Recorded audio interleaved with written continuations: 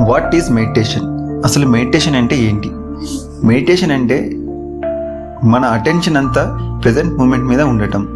అంటే మన అవేర్నెస్ అనేది ఫోకస్డ్గా, కామ్గా ప్రజెంట్ ఆ మూమెంట్లో జరుగుతున్న వాటి మీద వితౌట్ ఎనీ ప్రీఫిక్స్డ్ థాట్తో మరియు ఆ మూమెంట్లోని ప్రెజెన్స్ని ఫీల్ అవ్వటమే మెడిటేషన్.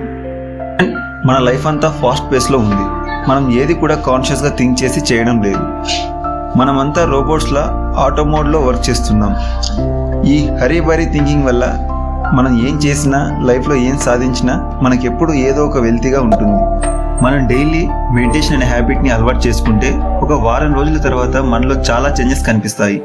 మెడిటేషన్ ఎలా చేయాలంటే, ముందుగా ప్రతిరోజు ఒక 5 నిమిషాలతో ప్రశాంతమైన ప్లేస్లో కూర్చొని కామ్గా బ్రీత్ చేయాలి. ఆ బ్రీతింగ్ అనేది చెస్ట్ నుంచి కాకుండా స్టొమక్ నుంచి తీసుకోవాలి.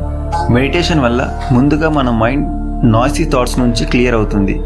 అలా మన మైండ్ ఎంటీగా, అన్బయాస్డ్గా ఉండి మనం ఏం చూసినా ఫ్రెష్ ఐస్తో, క్లియర్ మైండ్తో, ఫ్రీ పర్సెప్షన్స్తో చూడగలము.